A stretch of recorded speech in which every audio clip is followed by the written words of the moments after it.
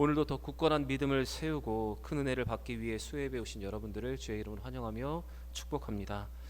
오늘 드리는 예배 가운데 큰 은혜가 여러분과 저에게 있기를 원하고, 오늘도 모인 이곳에 하나님의 임재와 성령의 충만함을 경험하는 우리 모두가 되기를 바랍니다.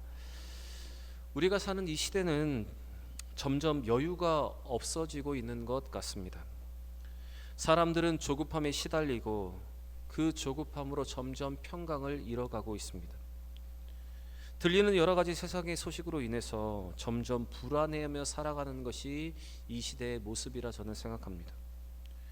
조그만 뉴스에도 우리의 마음이 흔들리고 세상의 소식을 들을 때마다 불안해지고 점점 더 조급해지는 것, 그것이 우리의 현실입니다. 그런데 이 문제는 사실 세상 사람들만의 문제가 아닙니다. 예수를 믿는 우리에게도 있는 문제입니다. 우리도 이 세상을 살아가고 있기 때문에, 세상의 영향력 아래에 있기 때문에 세상 사람들과 같이 우리도 조급해하며 두려워할 때가 많이 있습니다. 그러다가 우리에게 또 조그마한 문제가 일어나면 우리도 당장 모든 것이 끝난 것처럼 생각할 때가 있습니다. 믿음의 눈으로 바라보지 못하고 하나님의 크신 계획을 보지 못할 때가 많이 있습니다. 그런데 여러분, 우리가 알고 있듯이 조급함으로는 문제를 해결할 수 없고 두려움 때문에 문제를 직시할 수 없기 때문에 조급함과 두려움은 우리를 더 힘들게 하는 것입니다. 그래서 여러분, 우리에게는 시선의 전환이 필요합니다. 그리고 이러한 시선의 전환에는 또한 믿음이 필요합니다. 우리에게 믿음이 있으면 그 문제를 바라보는 우리의 시선이 바뀌고, 그 시선이 바뀌면 생각이 바뀌고 또한 마음이 바뀌게 됩니다. 그리고 마음이 바뀌면 우리의 언어가 바뀌고 또한 우리의 태도가 바뀌게 되는 것입니다. 여러분, 우리에게 주신 그 믿음으로 시선을 바꾸고 우리의 마음과 생각을 바꿀 수 있는 여러분과 제가 되길 바랍니다. 그래서 우리의 언어가 바뀌고 우리의 태도가 바뀌고 우리의 삶이 바뀌는 그 은혜가 여러분과 저에게 있기를 바랍니다. 우리 옆에 분 한번 이렇게 인사했으면 좋겠습니다. 믿음으로 시선을 바꿉시다. 한번 인사하겠습니다. 믿음으로 시선을 바꿉시다. 다시 한번 인사하겠습니다. 믿음으로 삶을 바꿉시다. 인사하겠습니다. 믿음으로. 사랑하는 여러분, 믿음으로 모든 것을 바꿀 수 있는 여러분과 저의 삶이 되기를 바랍니다. 오늘 제가 여러분과 나누고 싶은 말씀은 부활하신 예수님께서 제자들에게 하신 세 가지의 말씀입니다. 더 정확하게 말씀드리면, 부활하신 예수님께서 제자들을 만나셔서 가장 먼저 하신 세 가지 명령입니다. 예수님이 제자들에게 부활하신 후에 나타나셔서 하신 세 가지의 명령은, 첫 번째, 너희에게 평강이 있을지어다. 그리고 둘째는, 나도 너희를 보내노라. 그리고 셋째는, 성령을 받으라 입니다. 예수님께서 제자들에게 하신 이 말씀은 우리의 믿음을 더하여 주기 위한 예수님의 말씀이기도 하다는 사실을, 이 시간 이 말씀을 받기를 원합니다. 오늘 예수님께서 제자들에게 하신 이 세 가지의 말씀을 통해서 더 굳건한 믿음 가운데 서기를 바라고, 이 말씀으로 우리의 삶에 찾아오는 여러 가지 두려움과 조급함을 잘 이겨낼 수 있는 우리 모두가 되기를 바랍니다. 제자들은 막달라 마리아를 통해서 부활의 소식을 들었습니다. 하지만 그들은 마리아의 증언을 환상으로 여기고 그 부활을 믿지 못했습니다. 그도 그럴 것이, 부활이란 정말로 믿을 수 없는 사실이기 때문에 그랬던 것 같습니다. 그런데 어떤 장애도 받지 않은 예수님께서 영광스러운 몸으로 변화되어서 굳게 닫혀있는 제자들이 머물고 있는 그곳에 나타나셨습니다. 이런 제자들을 향해서 예수님께서 그들에게 하신 말씀은 바로 그들에게 평안이 있을지어다 말씀하시면서 그들에게 손에 있는 못자국과 옆구리의 창자국을 보여주신 것입니다. 우리 19절과 20절의 말씀을 같이 한번 다시 읽겠습니다. 이날 곧 안식 후 첫날 저녁 때에 제자들이 유대인들을 두려워하여 모인 곳의 문을 닫았더니, 예수께서 오사 가운데 서서 이르시되 너희에게 평강이 있을지어다. 이 말씀을 하시고 손과 옆구리를 보이시니 제자들이 주를 보고 기뻐하더라. 예수님은 안식 후 첫날 유대인들이 두려워서 방문을 걸어 잠그고 두려움 가운데 떨고 있는 제자들에게 공간을 초월하여 나타나셨습니다. 그리고 그들에게 처음 주신 말씀은 바로 평강이 있을지어다 였습니다. 사실 인간에게 가장 불행한 것이 여러분 무엇인 줄 아십니까? 못 사는 것, 어려운 것, 여러분 이것보다 더 불행이 있는데, 그것은 공포와 두려움 가운데 살아가는 것, 이것이 바로 인생에 있어서 가장 큰 불행입니다. 반대로 여러분, 가장 큰 행복은 무엇이라 생각하십니까? 가장 큰 행복은 어떤 상황에 있든지 어떤 일을 만나든지 마음이 평안한 것, 그것이 바로 가장 큰 행복입니다. 지금 예수님께서는 제자들을 향해서 지금 그것을 말씀하십니다. 이 세상의 가장 큰 행복, 바로 평안을 그들에게 구하고 있는 것입니다. 여러분, 오늘 예수님께서 부활하신 후에 하신 첫 번째 말씀, 여러분 이 말씀을 잘 기억하기를 원합니다. 오늘 이 첫 번째 하신 이 말씀과 같이 여러분, 오늘 예배드리는 우리 모두에게도 예수님께서 주신 이 평강이 여러분과 저에게도 있기를 바랍니다. 여러분, 믿음의 사람이 우리에게 이 평강이 언제 찾아오냐면 예수님 향한 온전한 믿음과 하나님을 향한 온전한 믿음이 있을 때 이 평강이 우리에게 옵니다. 그러나 이 믿음이 약해지면 우리는 두렵고 우리는 떨게 되는 것입니다. 예수님의 제자들이 지금 두려워 떨 수밖에 없었던 이유가 있습니다. 바로 예수님을 죽인 유대인들이 자기들도 죽일 것이라는 그 염려 때문에 그들은 두려워 떨고 있었습니다. 제자들은 예수님께서 살아계실 때 죽은 자 가운데 다시 살아나겠다는 그 약속을 들었습니다. 그런데 그 말씀을 들었지만 그 예수님의 말씀을 믿지 못하고 지금 현실에 닥친 그 문제로 인해서 그들이 두려워 떨었기 때문에 그들은 이렇게 할 수밖에 없었습니다. 다시 말씀드리면 그들에게 불안과 공포가 온 것은 그들에게 온전히 예수를 믿는 믿음이 없었기 때문입니다. 제자들은 예수의 부활에 대한 믿음이 부족해서 공포에 떨고 있었고, 그들은 빈 무덤을 보고도 그 소식을 듣고도 허망한 소리로 알았기 때문에 두려워 떨었습니다. 그래서 그들은 두려움과 공포 가운데 문을 잠그고 있었고, 예수님은 그들에게 가장 필요한 것, 평안이 너에게 있을지어다, 이렇게 말씀을 하신 것입니다. 20절 말씀을 보시면 예수님께서 나타나서 평안의 선언을 하셨을 때 제자들은 예수님의 부활을 확신하고 이제 기뻐하게 되었습니다. 여러분, 죽음의 권세를 깨트린 예수님의 부활은 우리에게 모든 두려움을 뛰어넘는 참된 평강의 이유가 된다는 사실을 우리는 이 말씀을 통해서 볼 수 있습니다. 왜냐하면 여러분, 우리도 죽게 되지만, 죽을 수밖에 없지만 바로 예수님께서 열어놓으신 그 부활의 길을 통해서 우리도 부활을 하고 천국에 갈 수 있기 때문에 그렇습니다. 여러분, 사실 죽음을 두려워하지 않으면 어떤 상황 속에서도 평강을 얻게 되는 것, 여러분 그것이 이 삶의 이치입니다. 여러분, 오늘 예수님께서 말씀하시는 이 부활하신 예수님을 만나고 부활하신 예수님께 첫 번째 하신 그 평강을 누릴 수 있는 여러분과 제가 되길 바랍니다. 베드로전서 5장 14절의 말씀을 보시면 베드로는 예수를 믿는 모든 자들을 향해서 이렇게 끝 인사를 맺고 있습니다. 우리 같이 한번 읽어보겠습니다. 베드로전서 5장 14절입니다. 그리스도 안에 있는 너희 모든 이에게 평강이 있을지어다. 그리스도 안에 있는 너희 모든 이에게 평강이 있을지어다. 예수님께서 주신 그 평강의 그 축복을 받았던 베드로는 그의 편지를 마치면서 이 편지를 읽는 모든 수신자들에게 동일한 평강이 있기를 구하고 있습니다. 그런데 여기서 중요한 것은 바로 예수 그리스도 안에 있는 모든 이에게 평강이 있다는 것입니다. 여러분, 부활하신 예수를 믿는 우리는 이 베드로 사도의 고백과 같이 예수 그리스도로 말미암아 평강을 누릴 수 있는 사람들입니다. 우리는 평강을 누려야 하는 사람들입니다. 그리고 예수를 믿는 우리 다른 모든 지체들에게 아직도 평강을 누리지 못하는 지체들을 향해서 이렇게 믿음으로 격려하고 믿음으로 선포하는 삶을 여러분 우리는 살아가야 하는 것입니다. 시편 128편 말씀을 보시면 여호와를 경외하며 그 길을 걷는 자에게 평강이 약속되어 있습니다. 우리 시편 128편 5절과 6절의 말씀 같이 한번 읽어보겠습니다.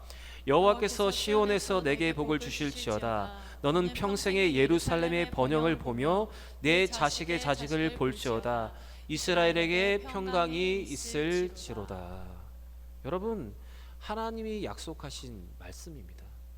여호와를 경외하며 그 길을 걷는 자에게 바로 이와 같은 평강이 약속되어 있습니다. 여러분, 오늘 주신 이 말씀을 통해서 예수 안에 있는 우리에게 부활과 미래에 대한 믿음으로 인해서 우리는 평강을 누릴 수 있고, 하나님은 당신을 경외하고 그 길을 걷는 자에게 오늘 이 평강의 약속을 하고 계십니다. 오늘 이 약속되어 있는 이 성경에 말하고 있는 이 모든 평강, 부활하신 예수 안에 주시는 그 평강을 누리는 우리 모두가 되기를 바랍니다. 이러한 평강이 넘치는 행복한 삶, 세상이 조급하며 두려움 가운데 있다 하더라도 예수 안에 주시는 이 참된 평강으로 무장하여서 행복한 삶, 기쁨의 삶을 살아가는 여러분과 제가 되기를 바랍니다. 계속해서 21절의 말씀을 보시면 예수님은 제자들에게 다시 한번 평강이 있을지어다 라고 말씀을 하셨습니다. 우리 21절 말씀 같이 한번 읽어보겠습니다. 21절입니다. 예수께서 또 이르시되 너희에게 평강이 있을지어다. 아버지께서 나를 보내신 것 같이 나도 너희를 보내노라. 예수님께서 두 번째 그들에게 평강을 구하십니다. 그런데 첫 번째 평안이 부활에 대한 확신을 주기 위한 것이었다면 두 번째 평안은 소명에 대한 확신으로 말미암는 평안이라고 말할 수가 있습니다. 예수님께서 그들에게 소망에 대한 확신의 평강을 말하시면서 두 번째 말씀을 하십니다. 그 두 번째 말씀이 무엇인가 하면 나도 너희를 보내노라 라는 말씀이었습니다. 아버지께서 나를 보내신 것 같이 나도 너희를 보내노라. 아버지께서 나를 보내신 것 같이 나도 너희를 보내노라. 이것이 부활하신 예수님께서 제자들을 향해 하신 두 번째 말씀입니다. 예수님은 제자들을 세상에 보내셨습니다. 그 보내심의 목적은 바로 예수를 통해서 복음이 이 땅에 임했던 것과 같이 예수의 그 부활의 소식과 그 복음을 세상에 전하라고 하신 것입니다.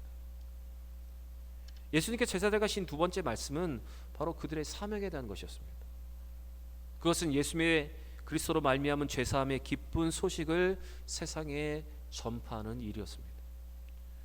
여러분, 예수님의 제자된 우리는 우리의 구원에만 만족하며 살아가는 것이 아니라 우리만 예수 그리스도 안에 주시는 그 평강과 행복을 누리는 것이 아니라 평강을 알지 못하는 자들에게 평강을, 행복을 알지 못하는 자들에게 행복을 전해주라고 오늘 우리 예수님 우리에게 말씀을 하십니다.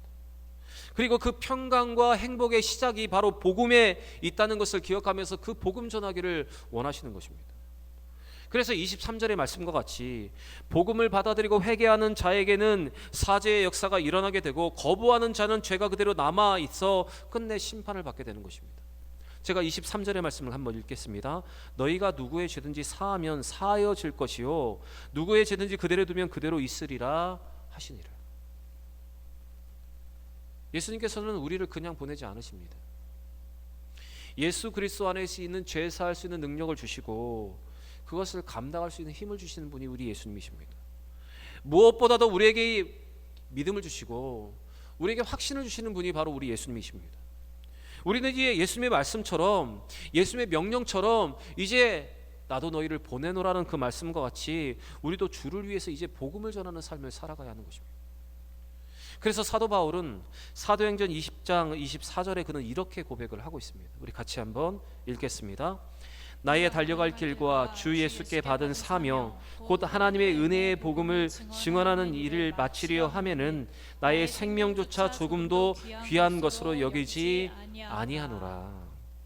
사실 여러분, 내가 알고 있는 것을 전하는 것, 내가 믿고 내가 확신하는 것을 전하는 것만큼 우리의 믿음이 견고해지게 하는 것이 없습니다. 우리에게 부탁하신 아닌 이 명령하신 여러분, 이 명령을 귀하게 여기고 예수를 전하고 복음을 알리고 선포함을 통해서 우리의 믿음이 더 견고하게 될 뿐만 아니라 평강이 넘치는 여러분과 저의 삶이 되기를 바랍니다. 부활하신 예수님께서 마지막으로 세 번째 그들에게 하신 말씀은 바로 성령을 받으라입니다. 우리 22절 말씀 같이 한번 읽어보겠습니다. 22절입니다. 이 말씀을 하시고 그들을 향하여 숨을 내쉬며 이르시되 성령을 받으라.